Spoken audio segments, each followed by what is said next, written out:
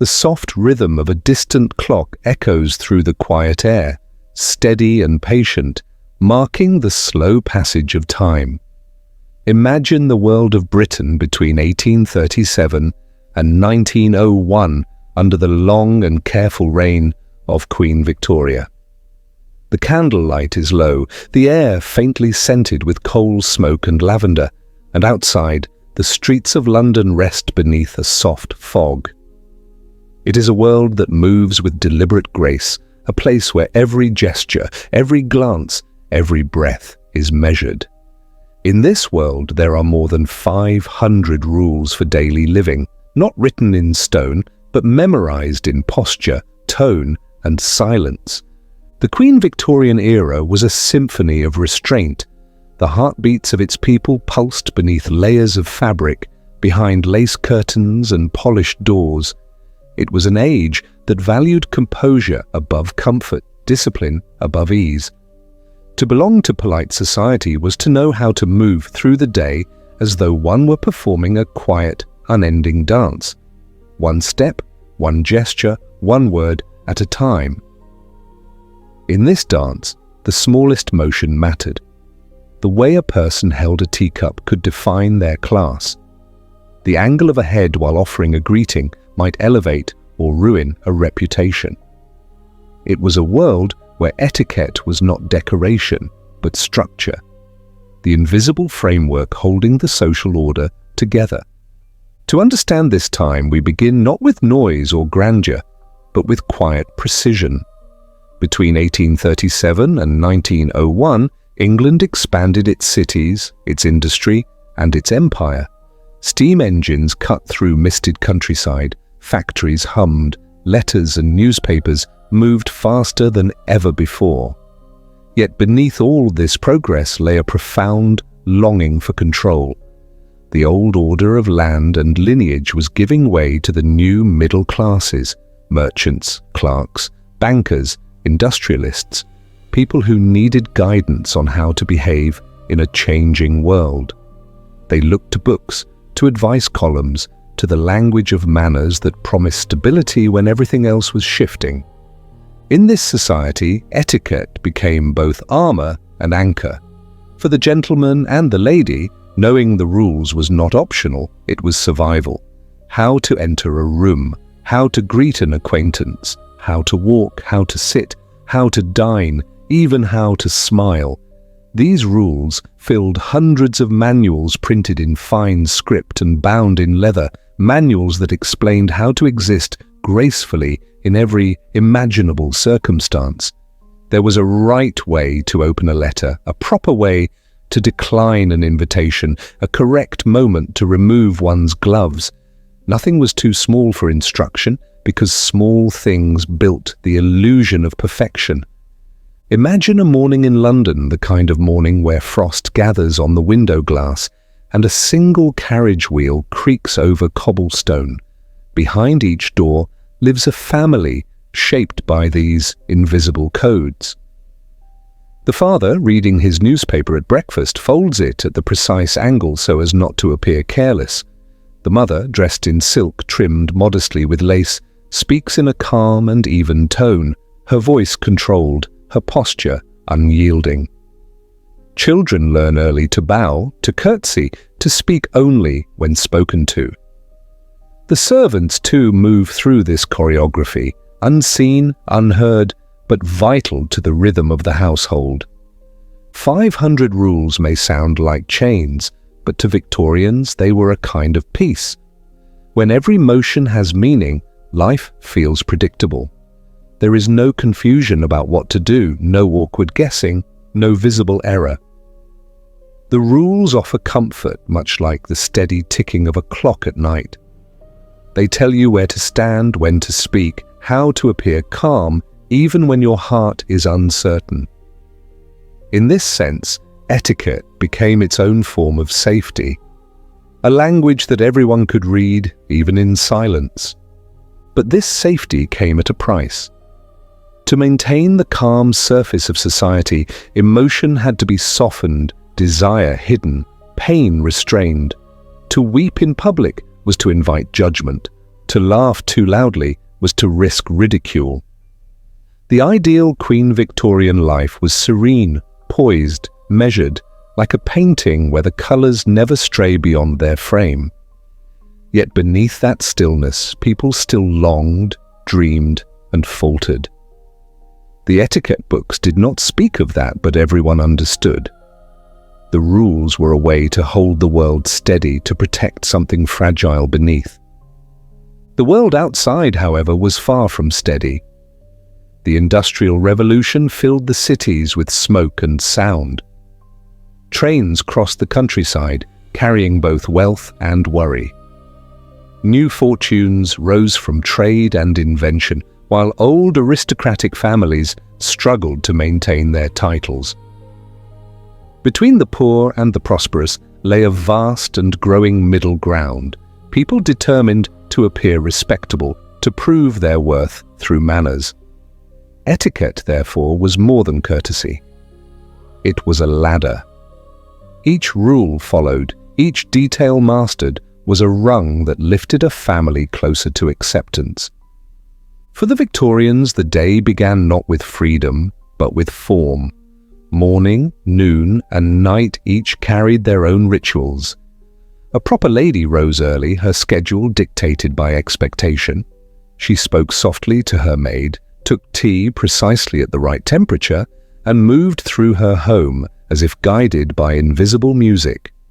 Her life was not her own, and yet within the boundaries of these customs she found purpose.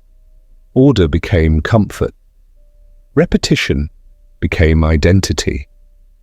Everywhere the same structure held, the city streets with their carriages and gas lamps were extensions of the same silent discipline. A gentleman's top hat and walking cane, a lady's parasol and gloves were not mere accessories, they were emblems of belonging. Even the architecture of the age, with its measured symmetry and ornate facades, reflected this hunger for balance and restraint. Everything, from the curvature of a staircase to the manner of an introduction, carried the quiet insistence that life must be graceful, that chaos must never show its face. And yet, if you listen closely, you can still hear the softness in this order, the comfort found in repetition, the dignity of composure, the beauty of predictability. In a world changing faster than ever before, these rules were a lullaby for an anxious society. They allowed people to rest in certainty, to trust that tomorrow would unfold as yesterday had, step by careful step. So, as we drift deeper into this world, imagine yourself there. The soft rustle of fabric, the distant sound of carriage wheels, the faint chime of a clock marking each passing minute. Each sound belongs to a system, each moment bound by custom. You know exactly how to move, how to speak, how to exist. You are part of the quiet rhythm of Victorian life, a life built on order, refinement, and the peaceful illusion of control. The night grows still around you, the world outside fades into mist. Inside, the flicker of the fire casts a slow, steady glow across the polished wood and lace. In this calm, every rule feels gentle, every boundary feels safe. The day ahead will unfold exactly as it should, and for now, that is enough. A winter morning. The morning begins in silence. Outside, a pale grey light presses gently against the curtains, the kind of light that belongs to winter alone. The air in the room is still and cool, carrying the faint scent of ash from the hearth where the fire has long since gone out. Beneath a quilted coverlet, a woman stirs, her breath visible in the cold. The sheets beneath her are crisp, and only the warmth of her body has softened a small circle of comfort in the chill. The clock on the mantel ticks softly, unhurried, each sound echoing through the quiet like a heartbeat that belongs to the house itself. This is London in the year 1876. The city outside is just waking, though you would never know it from within these calm walls. No shouts of vendors yet, no rolling carriages, no footsteps on the pavement. Only the distant hum of a world that will soon fill with sound. The woman lies still for a moment longer, eyes half open, her thoughts slow and orderly. There is no rush, no sense of choice about what comes next. Her morning, like her life, is a sequence of rituals performed exactly as expected. A soft knock comes at the door. 2 measured taps, neither too loud nor too timid. "You may enter," she says quietly, her voice low and even. The door opens just wide enough to admit Martha, her lady's maid. Martha moves with practiced grace, every motion calm and deliberate. She carries a small tray, polished and steaming, and the faint aroma of tea drifts through the cold air, like a whisper of warmth. Without asking, she sets the tray on the bedside table. There is no need for words of instruction. Both women know their parts in this silent performance. "Good morning, ma'am," Martha says softly, eyes lowered, hands folded. "Good morning, Martha," the woman replies, her tone courteous, not affectionate. This exchange has been the same every morning for years. It is not habit so much as ceremony, the first act in a day designed around grace. The woman sits up slowly, careful not to disturb the heavy layers of her nightdress. The fabric rustles faintly as she reaches for the porcelain cup. The tea is strong and hot, the first kindness of the day. She takes a sip, closes her eyes, and for a brief moment, the warmth spreads through her chest like a secret. Martha crosses the room to open the curtains. The sound of fabric sliding along brass rings is soft, almost musical. Light spills in, cold and thin, catching on the gilt frame of a mirror, the silver handle of a brush, the pale edges of folded linen. Frost has painted delicate shapes on the window panes, fragile ferns and icy feathers that shimmer against the morning grey. Beyond them lies a city still hidden by fog, its rooftops dusted in white. The room is modest but precise. Every object has its place. A writing desk near the window, a chest at the foot of the bed, a dressing table arranged with care, comb, perfume bottle, powder tin, each aligned in quiet order. There is comfort in the arrangement, the comfort of predictability, of knowing exactly where everything belongs. "Shall I prepare your wash water, ma'am?" Martha asks softly. "Yes, thank you," comes the reply, equally calm.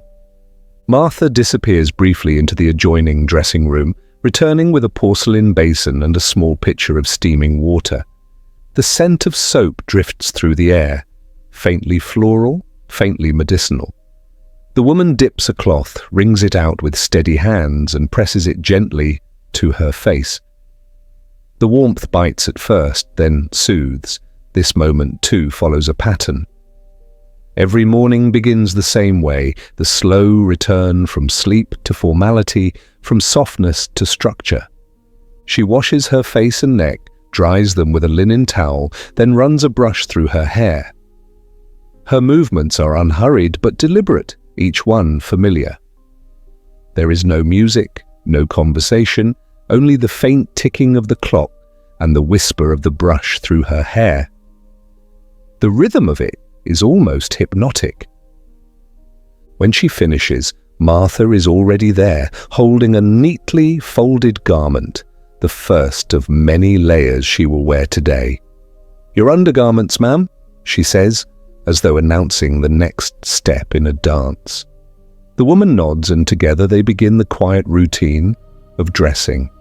The chemise first, soft cotton against cold skin. Then the corset, drawn snugly but not cruelly. The laces slide and tighten with slow precision. Each pull creates the shape expected of her station, upright, composed, controlled. "You may proceed," she murmurs, and Martha continues her task.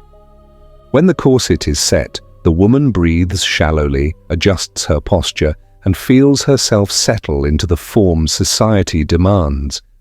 It is not discomfort that she feels, but containment, a physical expression of the order she lives within. The petticoat follows, light and full, then the morning gown, trimmed simply in lace. Martha fastens the final buttons with careful hands, steps back, and smooths the fabric over her shoulders. "Your tea will stay warm for another few minutes," Martha notes softly. "Would you prefer your breakfast here or in the dining room?" "In the dining room," the woman replies, her tone even. The answer, of course, is predetermined. Breakfast in the dining room is the custom, and custom is comfort. As Martha tidies the bed, the woman stands near the window for a moment, watching the pale world outside. The fog drifts like breath across the rooftops. Somewhere, far off, a church bell tolls the hour. Slow, solemn, distant. The sound settles into the room like the closing of a thought. When the time comes, Martha holds out the woman's shawl. It is woven wool, heavy enough to keep away the chill as she makes her way to breakfast. The woman takes it, nods once, and steps toward the door. There is no rush, no uncertainty. Every movement belongs to the rhythm of the house. Quiet, practiced, assured. Downstairs, servants will already be preparing the table. The silver gleams, the porcelain cups align perfectly. The husband will soon appear, punctual as the clock. The day's pattern will unfold as it always does, precise, polite, contained. Before she leaves the room, the woman glances once more at the window. The frost has begun to fade under the faint heat of morning light. For a moment, the glass reflects her own image. Pale, composed, and still. It is the image of a life built on steadiness, of a self defined by decorum. She does not question it. In her world, choice is a quiet thing, felt only in the smallest corners of the day. What matters now is that the morning has begun, and that every act has been performed as it should be. Martha closes the door softly behind her mistress, leaving the bedroom in calm order once again. The fire has been relit, the sheets straightened, the teacup washed and set aside. The room returns to stillness, awaiting the next morning, when the same sequence will repeat, not out of duty alone, but out of the gentle certainty that comes from knowing exactly what each moment should hold. Outside, the city begins to wake. Carriages roll, voices rise, and chimneys release their pale breath into the winter air. Inside this house, however, time seems slower, wrapped in ritual and silence. The woman's footsteps fade down the corridor, her presence giving way to the quiet hum of routine. The winter morning, like every morning, unfolds in its own serene pattern. There are no surprises, no sudden choices, only the steady rhythm of a life lived within the comfort of rules. And in that rhythm, soft, measured, unbroken, lies a peace so delicate that it feels almost like sleep itself. Preparing for the hallway outside her room is quiet, lined with framed portraits that watch over the morning with patient stillness. Downstairs, the soft sounds of the household beginning its routine drift upward. The faint rattle of pans, the muted clink of porcelain, the steady rhythm of footsteps passing through familiar paths. Within her chamber, the woman breathes deeply, gathering herself for the day. There is no rush, no hesitation, only the slow, deliberate unfolding of what must be done. The morning ritual begins not with thought, but with motion. Martha returns carrying a basin of fresh water, steam curling upward into the cold air. The water glows faintly in the light that seeps through the curtains, clear as glass and warm as comfort. On the dressing table, beside the mirror, a small porcelain cup holds a fine white powder, chalk mixed with soap and a hint of myrrh. The scent is faint but unmistakable, dry and medicinal, a smell that belongs to cleanliness and order. "You're brushing powder, ma'am?" Martha murmurs, setting the cup beside a glass tumbler of water. A simple brush with a carved bone handle lies next to it. Everything is ready. Everything is in its place. The woman stands before the mirror, the surface reflecting a pale image softened by morning light. Her reflection watches her with calm eyes as she dips the brush into the powder, tapping it gently to shake loose the excess. The texture is fine and cool between her fingers. With slow, practiced movements, she begins to brush her teeth. The taste is sharp and chalky, not pleasant, yet familiar. A sensation tied to discipline and duty more than comfort. She brushes carefully, never hurried, each motion measured. Cleanliness, after all, is not only a habit, but a virtue. To neglect one's appearance is to invite judgment, and to linger too long in bed is to flirt with sloth, one of society's most quietly condemned traits. Even here, in the privacy of her own room, the rules remain constant. The morning demands composure, not indulgence. When she finishes, she rinses her mouth with cool water and wipes her lips delicately with a linen cloth. Martha has already set out another basin, this one filled with fresh water for washing. The woman removes the thin lace collar of her dressing gown and rolls up her sleeves. She dips the cloth, wrings it out, and presses it gently against her face. The first touch of warmth brings a sigh, not of weariness, but release. The ritual of washing is quiet and rhythmic. She cleans her face, her neck, the delicate curve of her wrists. The sound of water trickling back into the basin is soft and steady, like the hush of rain against a window. When she lifts her gaze again, her skin glows faintly pink from the heat. There is satisfaction in the act, the satisfaction of completion, of doing what is proper and right. Behind her, Martha moves silently, arranging garments for the day on the wooden stand, underthings folded neatly, stockings rolled, gloves smoothed. Every article of clothing has its place in the sequence of dressing, just as every action has its place in the order of the morning. To dress without care would be to disrupt that harmony, to show a lack of respect not only for oneself, but for the unspoken rhythm of the household. The woman turns slightly, glancing toward the bed, now perfectly made, the pillows plumped, the coverlet stretched tight. The faint scent of lavender sachets lingers in the air, mingling with the warmth of soap and tea. The world feels balanced again.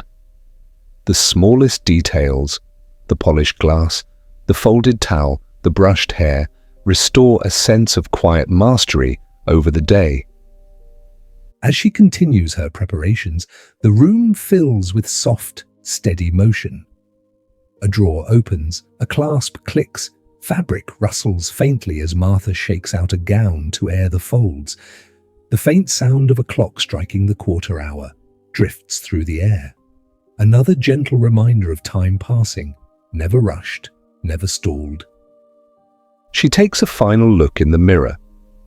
The woman who looks back at her is composed, her hair brushed into a simple coil at the nape of her neck.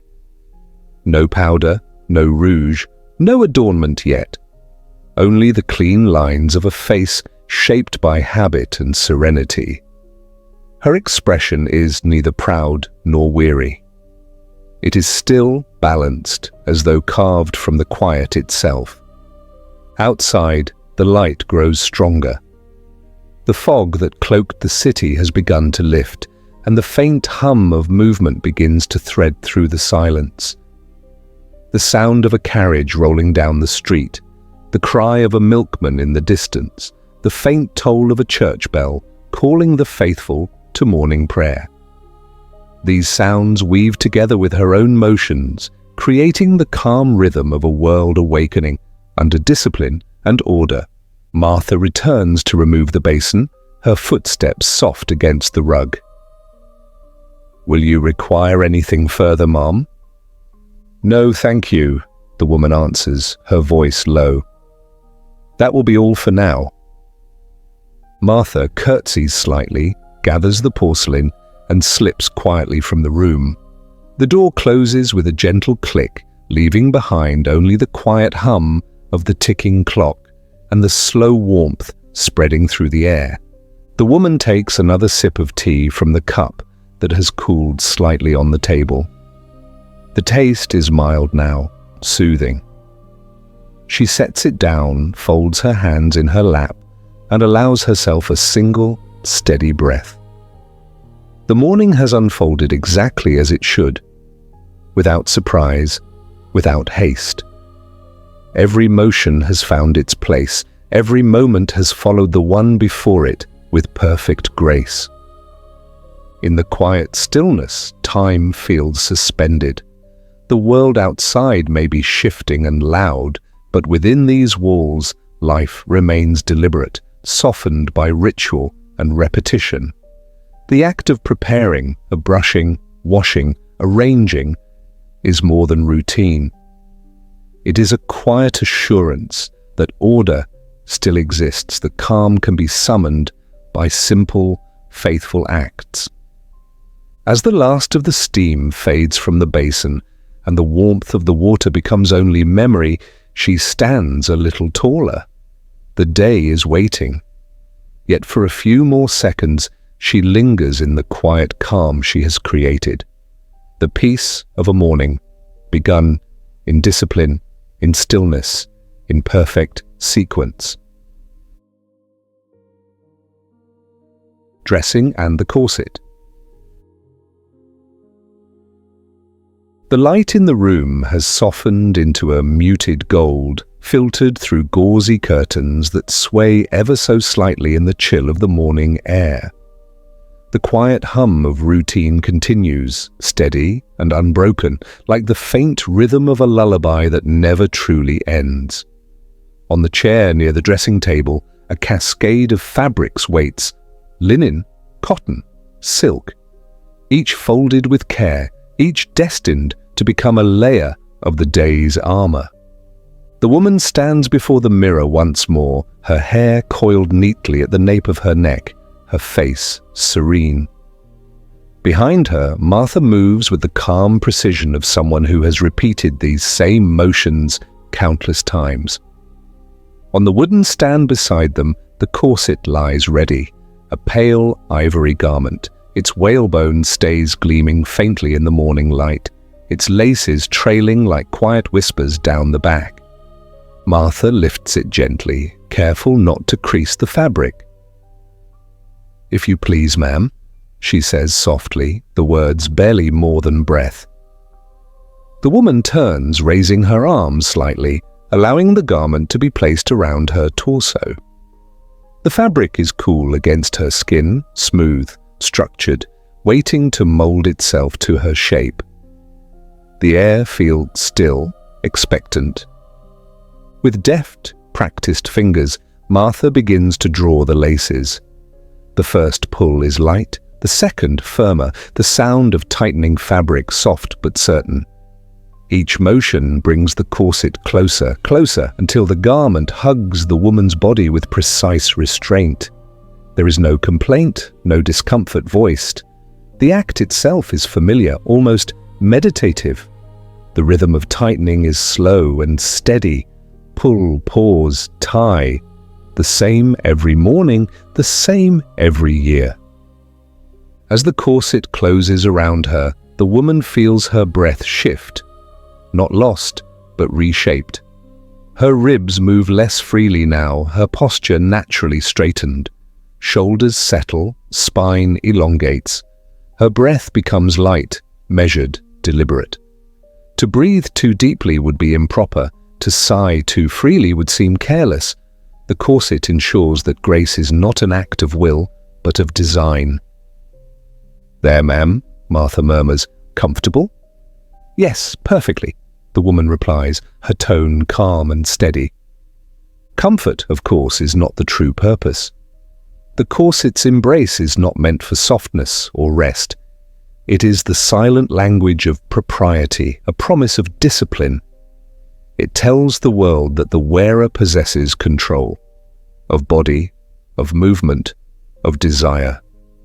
It is both boundary and symbol, a frame that transforms the human form into the ideal of restraint. Martha steps back to examine her work. She smooths the fabric, adjusts the ribbons, and ties the final bow with delicate precision. The laces form a pattern like the spine of a book, symmetrical, ordered, complete. The woman glances at her reflection again. The corset has drawn her figure into the accepted silhouette of the time. A narrow waist, an upright bearing, a quiet suggestion of elegance. She moves her shoulders once, testing the limits. The motion is small but certain. Each layer of her clothing adds to the sense of composure. First the petticoat, then the chemise, the bodice, the outer gown. The fabrics whisper against one another as they fall into place. The soft weight of cotton, the delicate slide of silk, the faint rustle of lace at the cuffs. Each piece has meaning. Each piece is both adornment and message. In this world, layers are more than fabric. They are distance, a polite separation between the self and the world, between what is felt and what is shown. A lady does not display the ease of motion or the warmth of her skin. She displays the stillness of her composure. The more layers she wears, the more dignity she appears to possess. The outer calm becomes a kind of devotion, an offering to the order that governs her life. The corset ensures that her posture remains perfect. Her back no longer bends, her chin no longer dips too low. Even her gestures take on a certain grace, as if the garment itself teaches her how to move. When she walks, she will glide. When she sits, her spine will stay straight as the edge of the mirror. It is said that true elegance cannot be taught, but here it is stitched into the very fabric of being. Martha fastens the final buttons at the back of the gown. "There, Ma'am," she says again, almost reverently. The woman inclines her head slightly, her breath slow and shallow, her expression composed. The layers now complete, she reaches for her gloves, white, smooth, cool to the touch. Slipping them on, she feels the transformation finish, from the softness of sleep to the structure of day. For a moment, she stands perfectly still. The only sound is the faint rustle of her skirts, the quiet rhythm of her breath, shallow, even, poised. There is a peculiar peace in this stillness. Though her body is confined, her mind drifts easily through the calm it creates. The restriction is familiar, even comforting. It keeps her from collapse, from chaos. It reminds her that control can be beautiful. Outside, the light strengthens. A pale sun filters through the window, touching the edges of her gown and turning the fabric to gold. Martha folds the nightclothes, smooths the coverlet, and tidies the stand. The morning continues without words, each motion echoing the same graceful tempo. The woman adjusts the lace at her collar, a final gesture of readiness. Her reflection in the mirror looks serene, composed, upright, calm. Beneath the layers of cloth and whalebone, her heart beats evenly, quietly, in rhythm with the ticking clock. She inhales lightly, exhales softer still. Her world, shaped by routine and precision, feels as though it cannot be disturbed. There is no need for haste, no room for indulgence. The corset holds her upright, not only in body but in spirit. It teaches her to exist within boundaries, to find comfort in stillness, to embrace the quiet dignity of self-restraint. In this gentle confinement lies a kind of freedom. The freedom from uncertainty, from chaos, from the noise of ungoverned feeling. As the last touch of lace falls into place, the woman steps slightly aside, allowing Martha to fold away the empty corset cover. The sound of fabric sliding against wood is soft and final. The morning ritual of dressing is complete. She stands composed, her breath a whisper, her mind calm. The day has not yet truly begun, but already its order is established. The corset, the layers, the posture, they are all part of the same quiet promise to live with grace, to breathe with measure, to move with unspoken certainty. And in that promise, the morning settles into perfect stillness once again, as though the whole world has drawn a gentle, shallow breath and decided to hold it just a little longer. Perfecting the appearance. The dressing room glows with a quiet brightness now. The pale winter light has settled into the folds of fabric, touching the mirror's edge with a gentle shimmer. The woman stands poised before it, the faint scent of rosewater and starch hanging in the air. Her corset has shaped her posture into effortless grace, and her gown drapes smoothly, every pleat resting in its rightful place.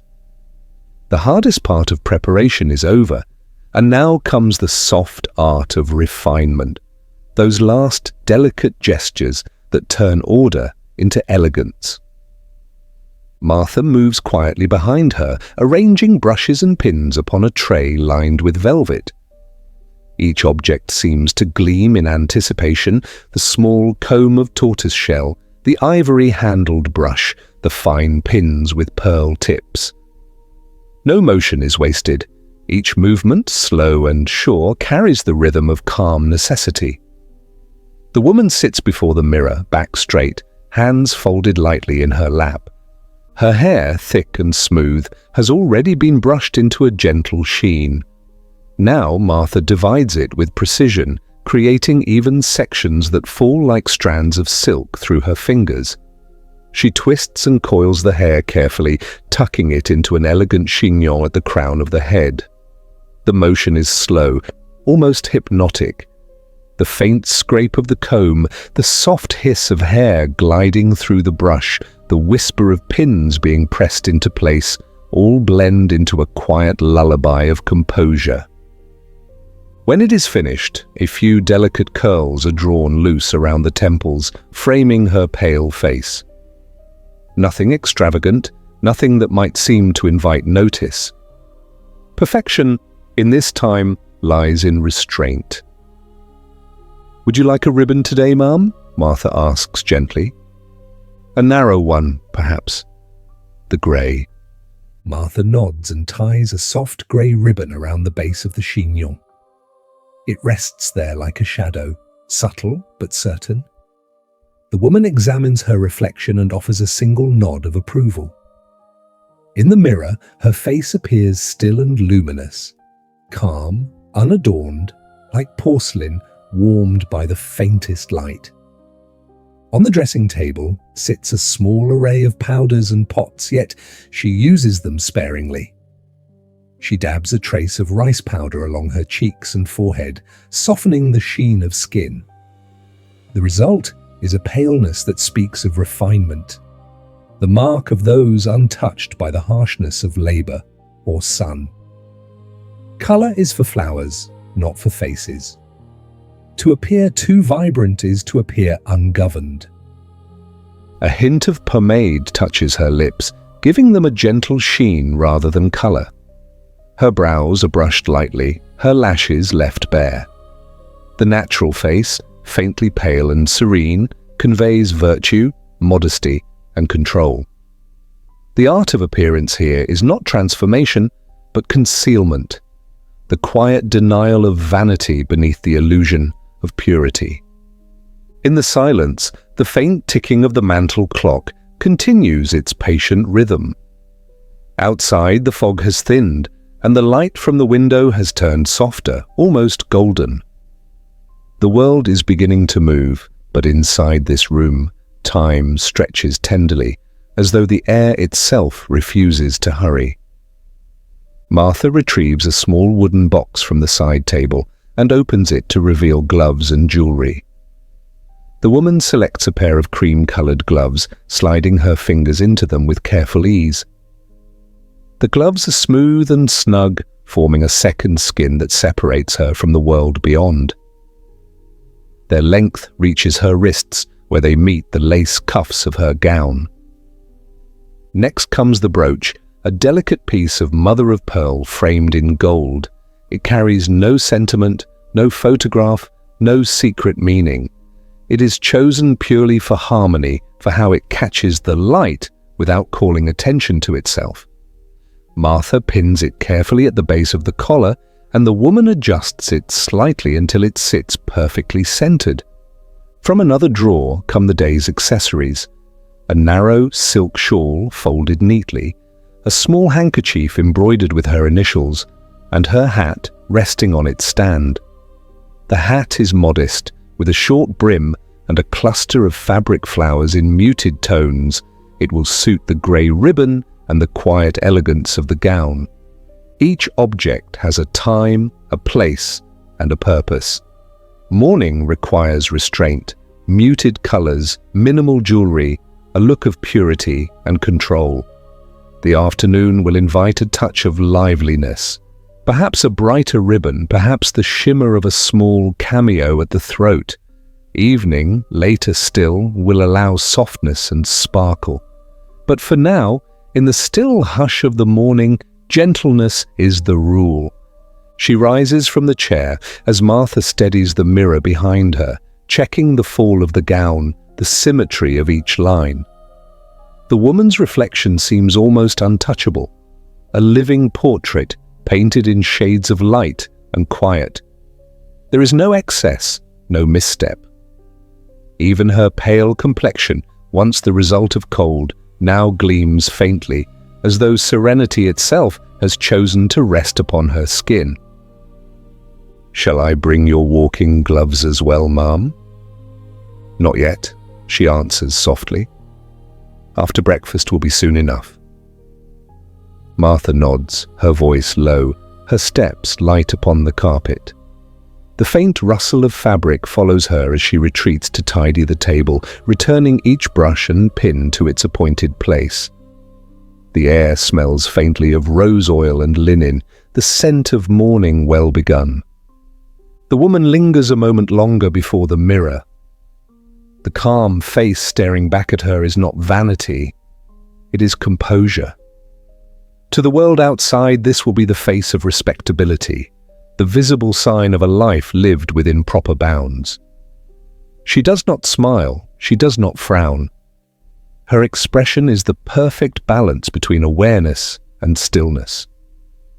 She takes one last slow breath, the corset allowing just enough room for air to rise gently in her chest. Then, with a faint nod to her reflection, she reaches for her shawl and drapes it over her shoulders. The warmth of the wool is soft, the weight reassuring. She is ready now, not for excitement or discovery, but for another day, ordered by grace. The door opens quietly behind her. The light shifts, brushing over polished wood and the faint sparkle of glass. Every detail, her pale complexion, the folded gloves, the delicate bow of ribbon, belongs to the same language of calm. In this still, deliberate world, beauty is not loud. It is peace made visible. Breakfast and the family atmosphere. The dining room is bathed in the pale light of morning. A soft veil of sunlight filters through tall lace curtains, scattering gentle patterns across the polished mahogany table. The silverware gleams faintly, catching glimmers of gold from the fire burning quietly in the grate. Everything feels calm and suspended, as though the house itself is inhaling before the day begins. The table is already set with an abundance that borders on ceremony. Covered dishes gleam beneath their domed lids, keeping warmth enclosed within. A porcelain teapot rests beside its matching sugar bowl and cream jug, while platters of eggs, toast, bacon, sausages and fish wait in orderly rows. There are muffins, slices of cake, even fruit preserved in crystal dishes. It is more food than two people could possibly consume, but this excess is not for appetite, it is for reassurance. A well-laid table speaks of prosperity and peace. The woman enters with quiet composure, each step guided by habit. Her gown moves gracefully around her, the fabric whispering like wind across silk. She pauses near her chair, waits a heartbeat, and then sits with slow precision. Across from her, her husband Harold has already taken his seat, a newspaper unfolded beside his plate. He nods faintly in greeting, not distant, but measured as etiquette requires.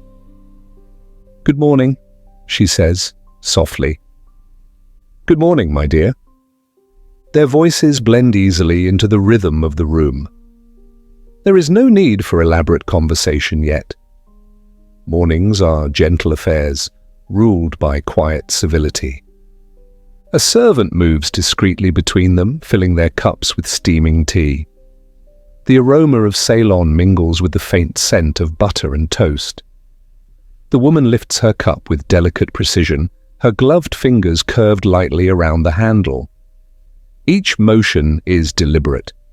The raising, the sip, the lowering. To drink too hastily would be unrefined. To appear indifferent would be equally improper. Across the table, Harold folds his newspaper once, then again, and sets it aside. "I trust you slept well," he says in a tone of polite interest. "Quite well, thank you. The weather seems clearer this morning." "Yes," he nods. "Perhaps the fog will lift entirely by midday. I shall need to call on Mr. Collins before luncheon." She inclines her head, neither questioning nor commenting. Conversation at breakfast follows its own quiet rhythm, a pattern of exchange shaped by courtesy more than curiosity. It is not a time for deep talk or laughter. It is a time for steadiness, for beginning the day in calm synchronization. The servant removes the lids from the dishes, releasing waves of warmth into the air. The woman serves herself a modest portion of eggs and toast, careful not to take too much. Harold accepts bacon and fish, adding a slice of toast to his plate. Each gesture is carried out in silence, broken only by the faint clink of silver on porcelain. They eat slowly, almost ceremonially. The sound of a carriage passing outside drifts through the window. The low rumble of wheels on cobblestones, the rhythmic step of hooves. It mingles with the quiet rustle of napkins, the faint creak of chairs. The moment feels suspended, neither hurried nor idle. "Are there any letters this morning?" the woman asks, her tone gentle. "Several," Harold replies, reaching for a small stack beside his plate. "One from my solicitor, another from your cousin Margaret, and a few business matters. I'll review them after breakfast." She nods, her gaze steady but serene. "Please convey my regards to Margaret when you reply." "Of course." He returns to his tea. The warmth of the fire flickers softly against his face, and for a moment the silence between them feels almost musical. Not the silence of absence, but of harmony. The woman places her fork neatly on her plate, the tines resting downward, a signal that she is finished. Harold glances up briefly and mirrors her action. The servant steps forward to clear the dishes, moving so quietly that the rhythm of the morning remains unbroken. When the plates have been removed, a fresh pot of coffee is brought to the table. Harold pours himself a cup, the dark liquid steaming faintly, and leans back in his chair. He unfolds his newspaper again, glancing briefly at the headlines. The rustle of paper mingles with the crackle of the fire, familiar sounds that fill the gentle quiet of their domestic world. "I shall spend the morning in my study," he says at last, lowering the paper. There's an agreement to finalize before noon. Thompson will have the carriage ready at 10:30. "Yes, of course," she replies, her voice even. "I'll speak with Mrs. Wilson about the housekeeping accounts and the menu for the evening. The rest of the day should proceed as usual." Very good. There is comfort in this exchange, the shared understanding of roles, the unspoken order that governs their lives. In this household, everything has its time and place: meals, duties, visits, even silences. Each action supports the other like the stones of a perfectly fitted wall. Harold finishes his coffee and rises, folding his napkin neatly beside his plate. He bows slightly, a small gesture of respect that belongs as much to ritual as to affection. "Have a pleasant morning, my dear." "And you as well," she answers, returning the bow with a faint tilt of her head. He exits the room with calm purpose, his footsteps fading into the corridor. A moment later, the distant click of the study door closes softly. The woman remains seated for a few seconds, allowing the stillness to settle again. The faint trace of warmth from the fire touches her hands, and she inhales slowly, letting the quiet wrap around her like a familiar shawl. The servant re-enters to clear the remaining cups. "Will you be requiring anything further, ma'am?" "No, thank you," she says gently.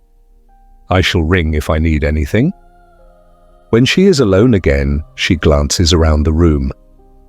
The sunlight has grown stronger, spreading across the tablecloth and brightening the silver.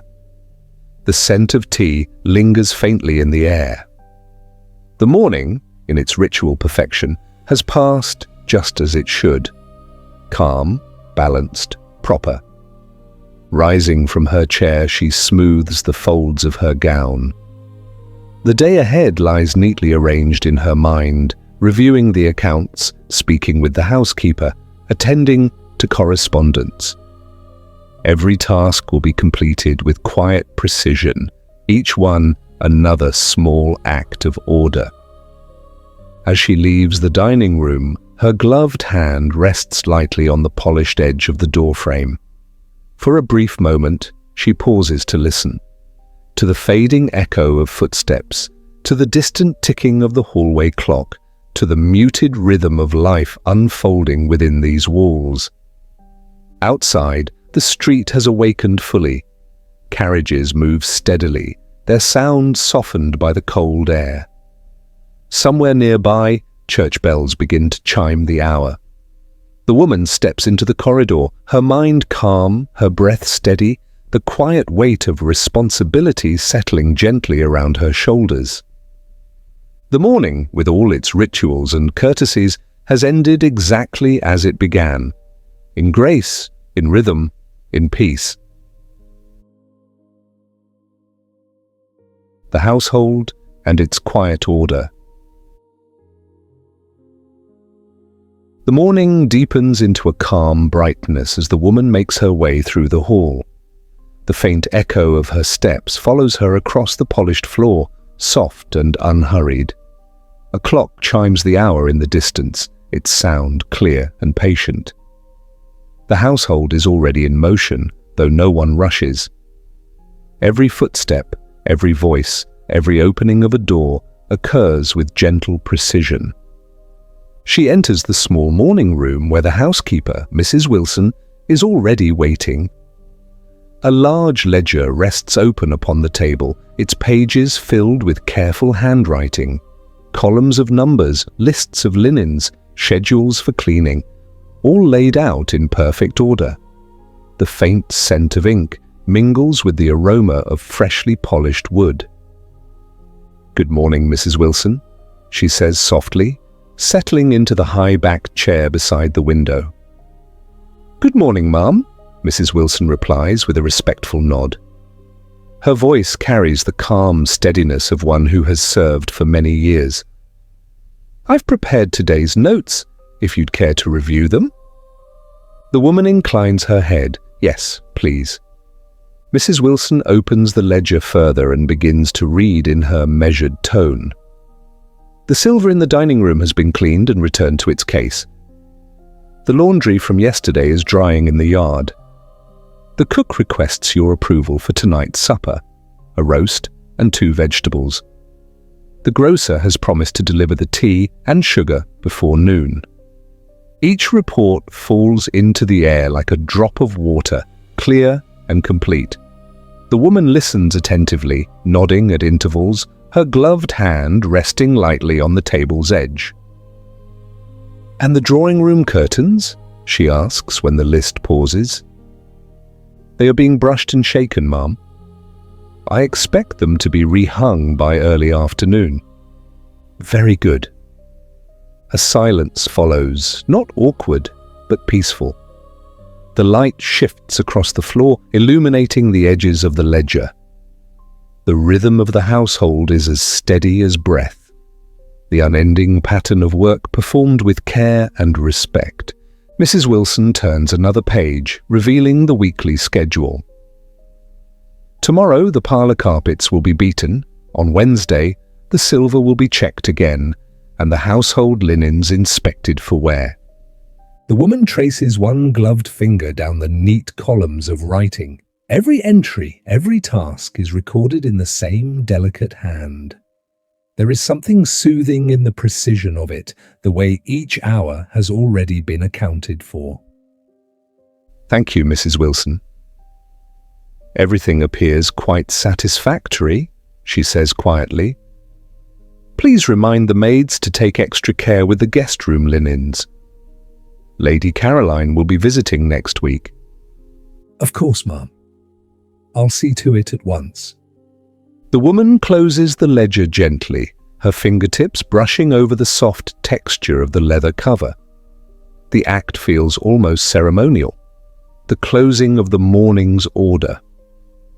Mrs. Wilson curtsies and withdraws, her footsteps fading into the hall beyond. For a moment, the woman remains seated, listening to the subtle sounds of the house around her.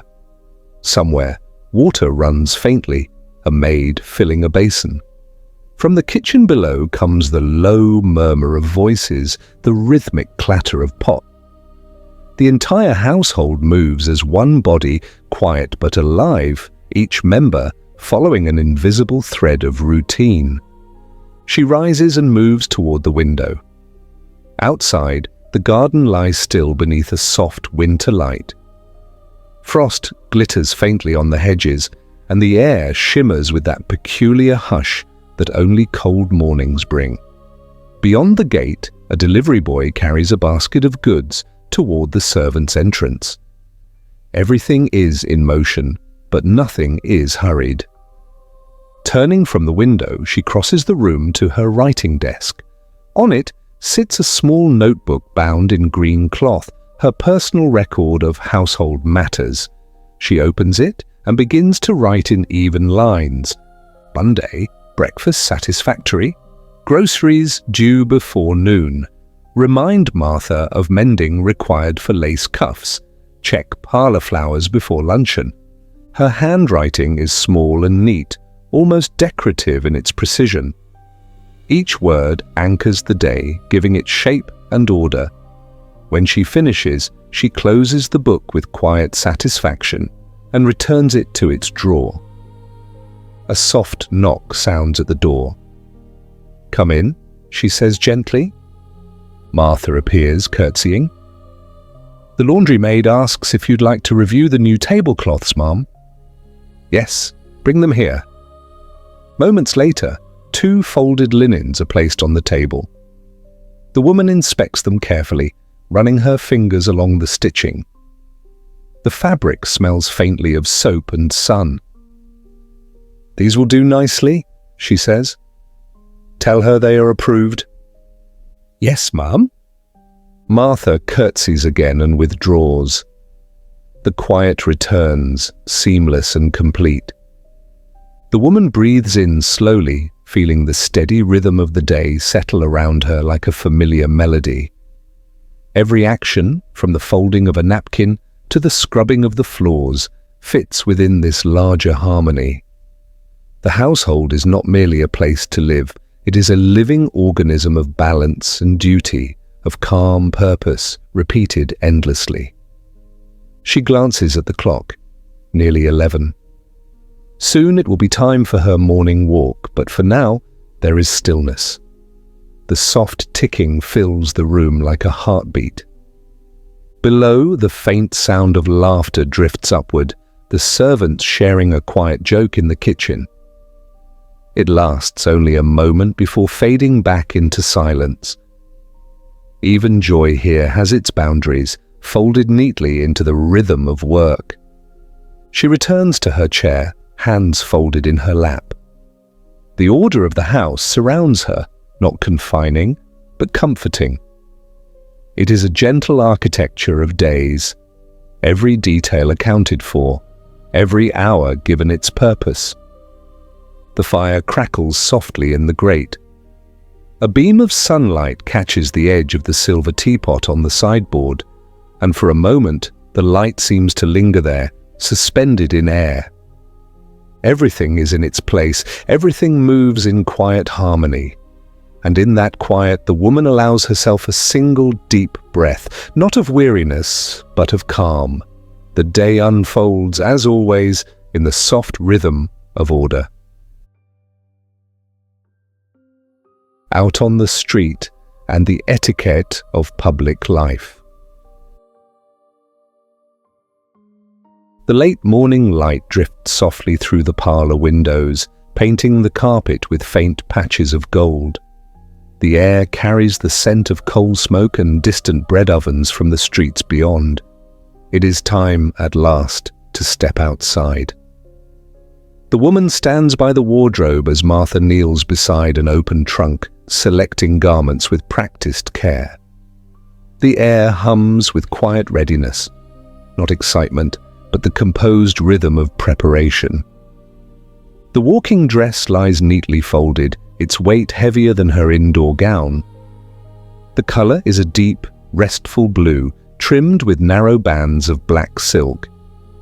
Its fabric is firm but flexible, designed for movement while still dignified. Martha shakes it gently to release the creases, and the fabric falls into perfect lines. "It's brisk out today, ma'am," she says softly. "The shorter hem will serve you well." The woman nods, watching as the gown is lifted into place. Unlike her morning dress, this one allows for a little more ease, but only a little. The skirt falls just above the street's reach, still long enough to conceal the ankles entirely, yet raised enough to keep from brushing the dirt. Over it, she wears a fitted jacket, buttoned precisely to the collar, and a small hat set at a modest angle. Every detail speaks of propriety. Even her gloves are chosen for the occasion, dark grey kid leather, smooth, polished, unblemished. When she is dressed, she turns toward the mirror. Her reflection appears at once both poised and remote. Nothing in her attire invites attention, yet everything commands it, a quiet mastery of the code that governs her world. Behind her, Martha fastens the final button and adjusts the collar until it lies flat and true. "Shall I accompany you, ma'am?" "Yes," she replies softly. "The usual route, I think." "Only to the shops and back." "Very good." Together they descend the staircase, their footsteps muffled by the carpet runner. At the foot of the stairs, the maid hands the woman her parasol, not merely for shade, but as a subtle marker of decorum. She takes it with a nod, the handle cool and reassuring in her gloved hand. Outside, the day unfolds with quiet order. The street is alive but restrained, filled with the rhythm of carriage wheels and the murmur of polite conversation. The sky, still pale from winter, glows faintly behind a thin veil of cloud. The woman pauses for a moment on the front step, breathing in the crisp air.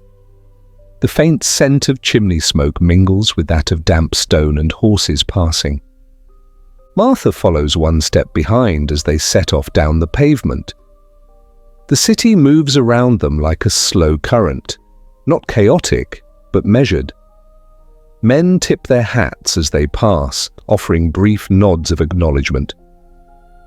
The woman returns each gesture with a subtle incline of the head, neither too warm nor too cool. The balance must be perfect. Her pace is steady, unhurried. Each movement, the turn of her wrist as she adjusts her parasol, the measured glide of her skirt, speaks of discipline. The corset beneath her gown holds her upright, ensuring her posture never falters. Her breathing remains shallow, her face calm. To walk too quickly would seem unladylike, to linger too long would invite curiosity. The middle path, as always, is the only proper one. They pass the iron gates of a public square, where children play quietly under the watch of their nannies. The sound of laughter drifts through the air, light but distant, as though softened by the layers of etiquette that define the space. Nearby, a group of gentlemen converse in low voices, pausing to bow politely as the woman and Martha approach. She inclines her head in return, her eyes modestly lowered. In this world, even the act of seeing is bound by decorum. Her gaze never lingers too long on anyone or anything. It moves gently, acknowledging the world without claiming it. A glance is enough. A stare would be unthinkable. Her expression remains neutral, composed, revealing neither boredom nor curiosity. It is the practiced face of respectability. As they near the shops, the street narrows. Gas lamps line the pavement, their glass globes faintly smudged from the night's fog. The shop windows display ribbons, gloves, books, and fine porcelain, small luxuries meant to attract attention without overt display. The woman pauses before one window, admiring a selection of silk ribbons in pale colors. Martha steps forward at once, opening the door for her. Inside, the air is warmer, scented faintly with lavender and new cloth. The shopkeeper greets her with a respectful bow. "Good morning, Mrs. Blackwood," he says, his tone polite but familiar. "What may I show you today?"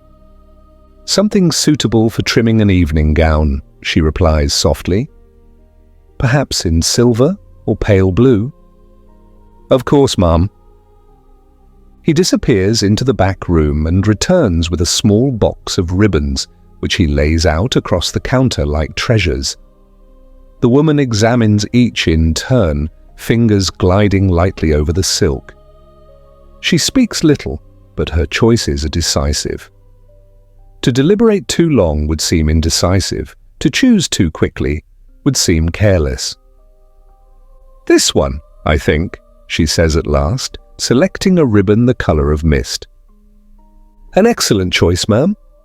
He wraps the purchase in brown paper and ties it neatly with string. Martha takes it, tucking it carefully into her basket. The entire exchange takes only minutes, yet it feels timeless. A ritual as much as a transaction. When they step outside again, the air feels cooler. The rhythm of the street resumes around them, unbroken. The woman adjusts her parasol, her movements smooth and practiced. A carriage passes, the horse's hooves striking sparks from the cobblestones. Across the street, a group of ladies exchange greetings with quiet grace. The woman notes their dresses, their postures, the tilt of their hats. Small details, unspoken signs of belonging. They continue their walk in companionable silence. The sound of footsteps mingles with the faint rustle of her skirts. Martha maintains a respectful distance, neither too near nor too far. The city hums around them. the faint cry of vendors, the distant toll of a church bell marking the hour. When they finally turn back toward home, the woman feels the quiet satisfaction of having fulfilled her morning duties. No one noticed her too much, yet everyone saw that she was proper. Her presence left no mark but the echo of grace. As they approach the familiar gates once more, she folds her parasol and exhales softly. The air, the light, the quiet discipline of movement, all of it blends into a single, soothing rhythm. The world outside has been navigated, not conquered. The order of life remains intact. Social interactions and the art of composure. The air outside has softened into the gentle hush of early afternoon. The streets hum quietly with movement, carriages passing at a measured pace, shopkeepers drawing back awnings, and the distant chime of a clock marking the hour. The woman walks with quiet assurance, her parasol resting lightly against her shoulder.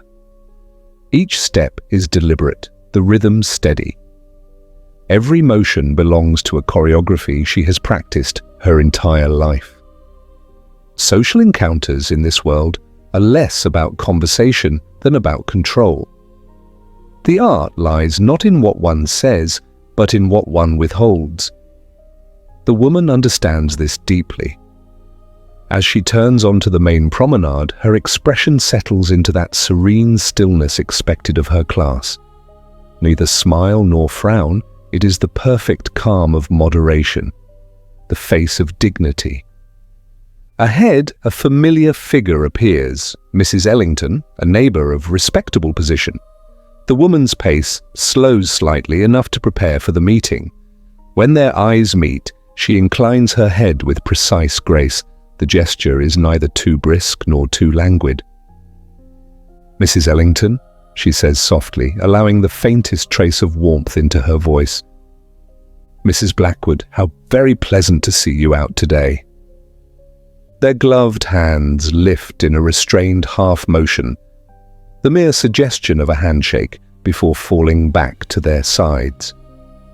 They exchange small pleasantries about the weather, the clarity of the air, the state of the gardens. Each word floats with measured gentleness, careful not to sink into anything resembling intimacy. "The frost was rather sharp this morning," Mrs. Ellington observes. "Indeed," the woman replies, "but the sun seems kind enough now. I find the air refreshing." A polite smile follows, small, unhurried, vanishing almost before it forms. A longer smile might suggest eagerness, too short, indifference. This, like everything else, must be balanced. Martha stands at a respectful distance, eyes lowered. Servants are silent witnesses to the quiet ballet of manners that plays out daily between their betters. No word of these exchanges will be repeated. Discretion, too, is part of the order. As the two ladies converse, the rhythm remains perfectly modulated. Each comment meets its equal reply. No voice rises, no pause lasts too long. Even laughter, when it appears, is light, a breath of air, gone before it can echo. "I must say," Mrs. Ellington continues, "your hat is most charming." "You are very kind," the woman answers, lowering her gaze slightly. "My maid insists upon its simplicity. She claims it suits the season." A sensible girl indeed. The exchange ends as gracefully as it began. A small nod, a murmured farewell, and the two ladies part, neither turning back, neither lingering.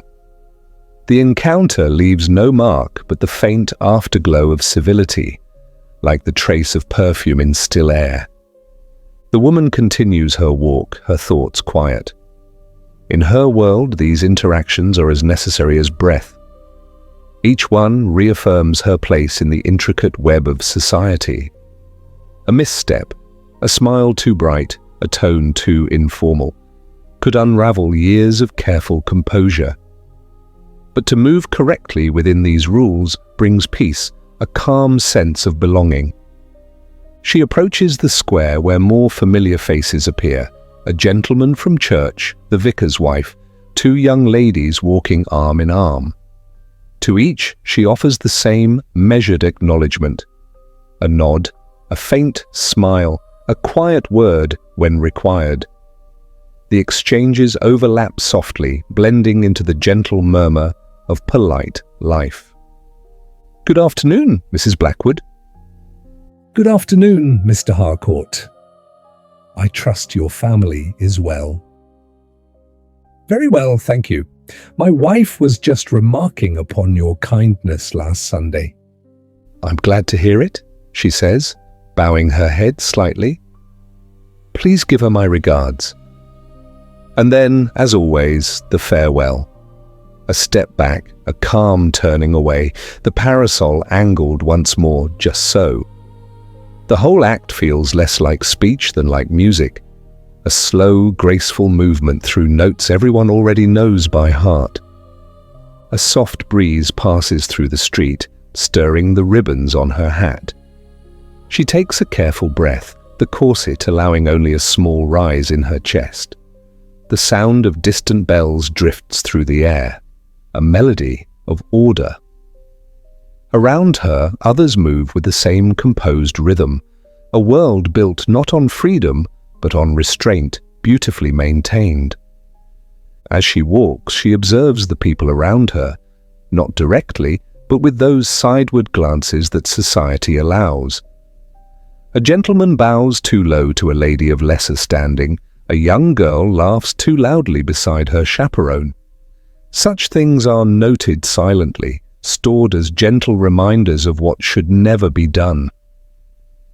To remain proper is not simply to obey rules, but to carry them effortlessly, until they seem like part of one's own breath. Passing a flower stall, she pauses. The scent of violets fills the air, delicate, almost tender. The vendor bows slightly. "Good day to you, madam. May I offer some fresh blooms?" "Thank you," she says softly. "Just a small bouquet, perhaps." He wraps the flowers with care, and she places a coin in his hand, the gesture measured, neither too quick nor too lingering. "They're lovely," she adds, the faint smile returning. "Bless you, ma'am," he says, tipping his cap. She nods once and continues, the violet scent trailing faintly behind her. Such moments, brief and balanced, are the soul of her day. Not passion, not pleasure, but the steady assurance of grace fulfilled. By the time she returns to the quieter streets near home, the world has grown even gentler. The sound of carriages fades, replaced by the rustle of bare branches in the wind. Martha follows silently, the parcel of flowers tucked neatly in her arm. When they reach the gate, the woman pauses to look back once more. The afternoon light glows pale on the horizon, brushing the rooftops with gold. Everything feels still, composed, exactly as it should. The day's encounters, the nods, the smiles, the soft exchanges, have passed like ripples on water, leaving only calm behind. As she steps inside, she exhales softly, the scent of violets rising with her breath. Every gesture, every word, every silence has served its purpose. The art of composure is complete. The afternoon drawing room. The afternoon light enters softly through the tall windows, filtered by lace curtains that turn it into a gentle haze. The air carries the faint scent of beeswax polish and roses freshly arranged. In this quiet hour, the house slows its pace. Beyond the doors, servants move silently through the halls, their steps barely audible, their presence almost invisible. But within the drawing room, time itself seems to linger, not rushing forward, not falling behind, simply existing in perfect stillness. The drawing room is the heart of a household's grace. It is where refinement is displayed not through words, but through quiet arrangement, where each object, each gesture, reveals the unseen harmony of a well-ordered life. The woman stands near the center of the room, surveying the space with a calm eye. The fire burns low in the grate, its glow washing the walls with amber warmth. On the mantel, a clock ticks softly, steady and precise. She turns first to the tea table. It is a small oval of polished wood, its surface gleaming like glass. Upon it rests a lace cloth, folded with mathematical care. She adjusts the edge until it lies perfectly even, then reaches for the porcelain tea set that Martha has just brought in. The cups are thin as eggshells, their rims trimmed with gold. Each piece catches the light as it is placed: the teapot, the sugar bowl, the cream jug, the delicate tray of spoons. Nothing is rushed. Every motion is unhurried, gentle, a ritual of peace. She lifts the lid of the teapot to inhale the faint aroma of Ceylon tea still lingering from the morning. Later, when guests arrive or neighbors pay their brief afternoon calls, she will serve it fresh, accompanied by thin slices of cake or buttered bread. Hospitality here is not abundance, it is precision. Next, she turns to the low table near the settee. A stack of magazines rests there, arranged in descending order of size. She lifts the top one, the Lady's Companion, and smooths its pages with a gloved hand. The images within show gowns, ribbons, and elegant interiors from London and Paris. They are more than decoration, they are conversation, the gentle pulse of fashion and propriety that connects one household to another. Beside the magazines sits a vase of flowers. Today, white roses and sprigs of lavender.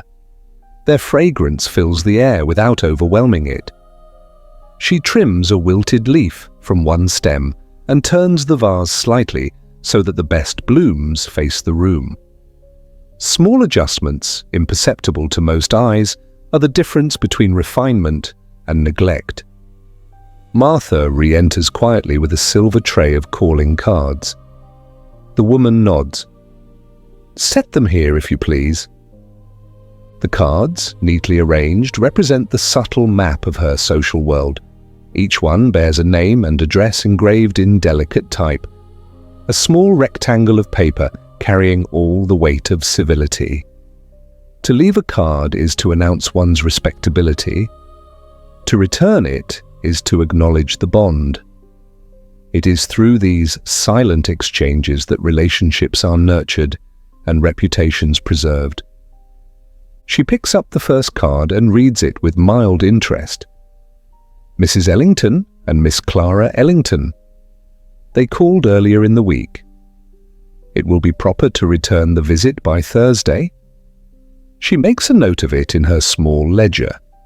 A diary not of emotion, but of etiquette. Each visit, each letter, each favor given or received is recorded with precision. From another tray, she selects a few of her own cards, engraved simply without ornament. She checks the stock, ensuring there are enough for the week's correspondence. The motion of counting them is slow and deliberate, accompanied by the soft slide of paper against paper. Even the sound feels orderly. The clock on the mantel ticks on, marking the steady passing of the hour. The light has changed now, turning warmer, more golden. It lies across the carpet in long stripes, illuminating the embroidery of pale leaves and vines. She moves toward the window, adjusts the curtain slightly, and glances at the street below. A carriage passes, followed by two ladies walking arm in arm, their laughter faint but clear. She watches only for a moment before turning away. Observation must always remain discreet. Martha enters again, carrying a small envelope sealed in blue wax. "Delivered by the footman from the Ainsworths, ma'am," she says softly. Thank you. The woman accepts it, breaking the seal carefully with a letter opener. Inside lies an invitation. Tea on Friday, 4 o'clock. The handwriting is neat, unhurried. She allows herself a small nod of approval. The Ainsworths' gatherings are always proper, always tasteful. She will, of course, attend. Please remind me to send a reply before evening, she says. Yes, ma'am. When the door closes, she sits upon the sofa and lets the quiet fold around her. The cushions sink softly beneath her weight. The drawing room, now perfectly arranged, feels like an extension of her own mind. Balanced, tranquil, composed.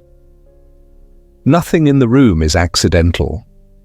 Every detail supports the same unspoken language of order.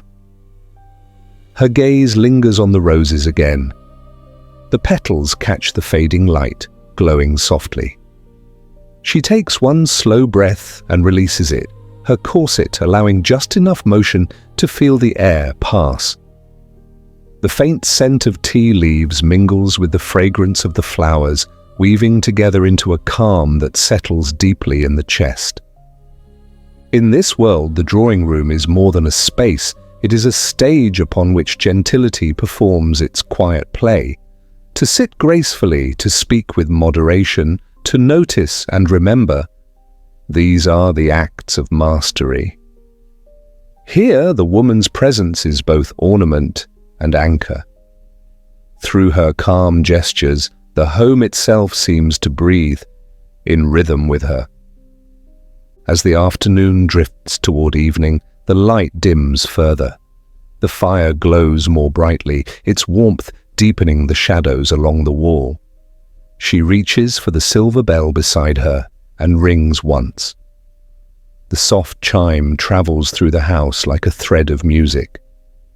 Moments later, Martha appears with fresh tea, moving silently, efficiently, as though she too has learned the language of stillness. The woman pours a cup, the amber liquid shimmering in the light. She does not drink immediately. Instead, she watches the thin curl of steam rise and fade like a dream that does not wish to end. The day continues, calm and unbroken, its rhythm intact. The formal dinner. The evening light fades slowly, retreating from the windows and leaving the drawing room bathed in a warm glow. The lamps are lit one by one, their soft golden circles spilling gently across the carpet and polished wood. Somewhere down the corridor, the faint clinking of silver and china signals the quiet preparation of dinner.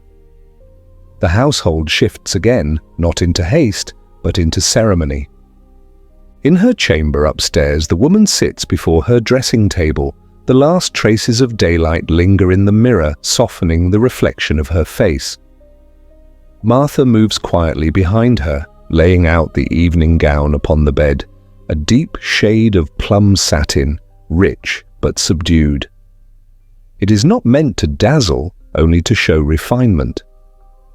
The woman's hands rest calmly in her lap as she listens to the faint crackle of the fire and the delicate rustle of silk being unfolded. "Shall I bring the necklace, ma'am?" Martha asks. "The small one, yes." "The pearls?" Martha nods and retrieves the string of pearls from a velvet box. Their luster is soft, like moonlight trapped in glass. She fastens them gently around her mistress's neck, the cool beads resting against her skin. The woman gazes into the mirror, her reflection framed by candlelight, her eyes serene, her movements deliberate. The simplicity of the jewelry, the quiet strength of the gown, the restrained elegance of her hair. Together they form a picture of composure so complete it seems to breathe on its own. When she stands, the gown moves like water, the satin catching the firelight with every step. Martha assists her with her gloves, then offers a final glance of approval. "You look perfect, Mum." "Thank you, Martha." "That will be all for now." Downstairs, the dining room waits in poised silence. The table is already set. White linen stretched perfectly smooth, the silver gleaming beneath the chandelier's glow. Each place setting has been measured with care: fork, knife, spoon, crystal glass. The napkins are folded in precise triangles. At the center, a candelabrum flickers softly, its flames reflecting in the polished surface of the table.